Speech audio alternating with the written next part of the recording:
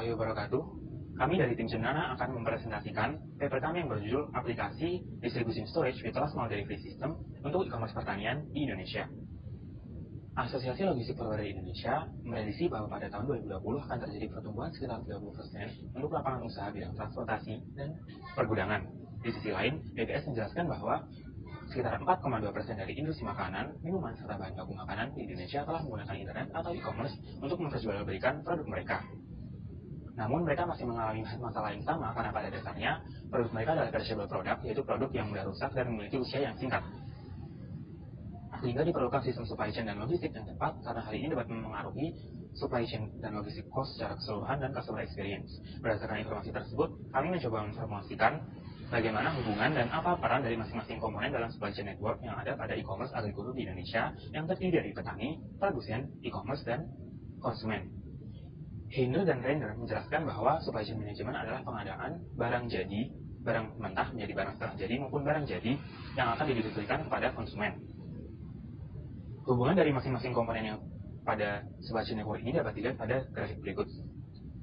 Petani yang merupakan pengolah bibit tanaman menjadi produk siap panen, kemudian yang akan diolah dan diproses oleh produsen menjadi bahan makanan ataupun bahan baku makanan. Yang kemudian e-commerce memiliki peran sebagai media untuk memperjualbelikan produk dari hasil pertanian untuk kepada konsumen melalui internet, dan terakhir adalah konsumen sebagai akhir dari supply chain network ini. Keempat komponen tersebut dihubungkan oleh 5 dimensi yang terdiri dari yang pertama, aliran fisik produk, aliran proses, aliran informasi, aliran finansial, dan koordinasi antara masing-masing komponen, sehingga bisa disimpulkan bahwa masing-masing komponen tersebut harus berkoordinasi untuk menentukan metode supply chain dan logistik yang tepat berdasarkan kapabilitas perusahaan dan vendor logistik yang ada.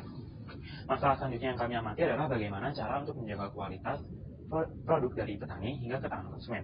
Hal ini dapat diatasi dengan menerapkan cold chain distribution, yaitu suatu sistem logistik yang menyediakan media transportasi dan penyimpanan yang memiliki suhu yang bisa diatur seperti menggunakan kulkas atau freezer, ruang penyimpanan yang memiliki pendingin, serta kargo yang dilengkapi dengan pendingin. Hal ini bisa menjaga kualitas dan kesegaran produk dari degradasi nutrisi, kelembapan yang berlebih, serta suhu yang tinggi. Kemudian BPS juga menjelaskan pada tahun 2018 silam bahwa GDP Indonesia disumbang sekitar 6,2% dari industri makanan dan minuman. Hal ini menjelaskan bahwa cold chain distribution bisa berdampak cukup signifikan terhadap GDP Indonesia. Untuk meningkatkan efisiensi dari cold chain distribution ini bisa dilakukan 3 hal. Yang pertama adalah meningkatkan kapabilitas dari vendor logistik dan transportasi yang disediakan, kemudian melancarkan investasi dari infrastruktur yang ada, dan ketiga adalah meningkatkan kompetensi institusi yang berkaitan dengan cold chain distribution. Terakhir, untuk menjaga kualitas dan performa dari supply chain network yang telah diterapkan, maka bisa dilakukan 3 hal, yaitu chain differentiation atau meningkatkan responsivitas supply terhadap demand, kemudian ada integral chain quality assurance atau menjaga kualitas produk selama proses distribusi, dan terakhir adalah chain process realignment atau proses integrasi antara masing-masing komponen dalam supply chain network untuk meningkatkan efisiensi. Selanjutnya adalah penentuan jaringan distribusi yang tepat bagi e-commerce produk pertanian di Indonesia.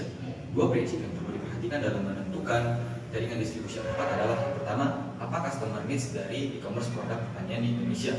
Kemudian yang kedua adalah berapa biaya yang dibutuhkan dalam di customer needs tersebut.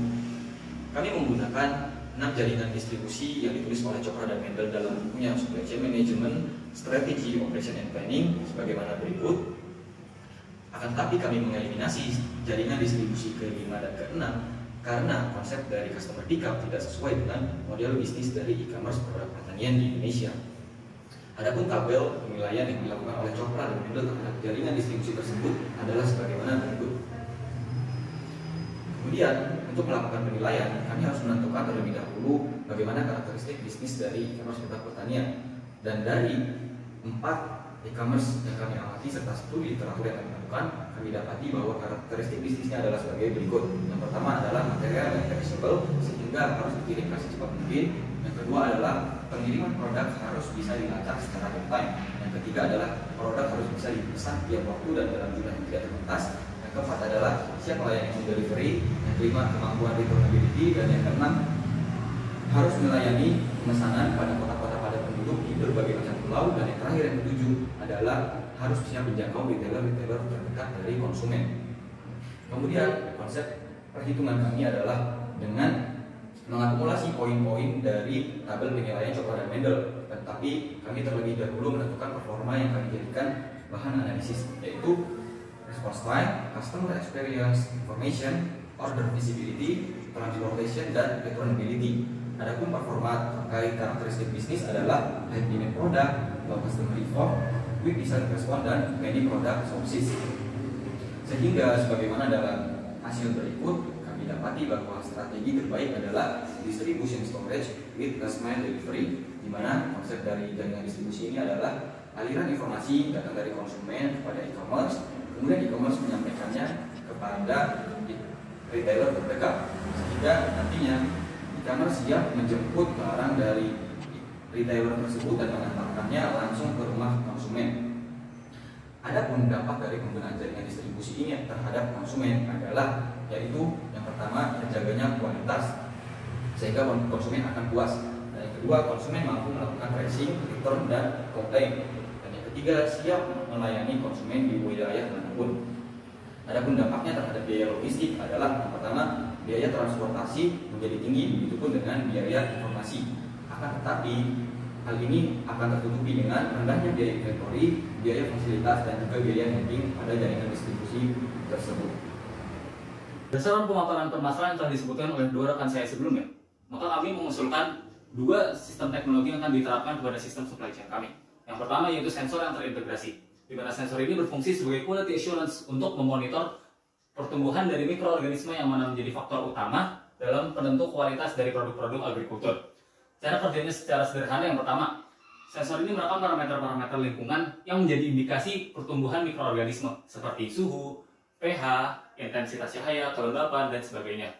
Kemudian hasil perekaman dari parameter-parameter tersebut digunakan untuk memprediksi pertumbuhan mikroorganisme menggunakan sistem permodelan tertentu, sehingga kita bisa mengetahui kualitas dari produk agrikultur tersebut di sepanjang sistem supply chain. Yang kedua, yaitu sistem RFID, di mana fungsi RFID ini berfungsi sebagai tracking secara real time, di mana dengan kita menerapkan sistem RFID ini, para stakeholder dalam supply chain mendapatkan beberapa keuntungan.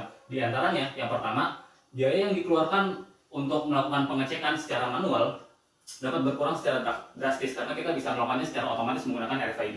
Yang kedua, kita dapat meminimalisir kesalahan-kesalahan yang berkaitan dengan human error, seperti kesalahan dalam menghitung produk, kesalahan dalam menempatkan produk, terjadi pencurian produk, dan human error lainnya.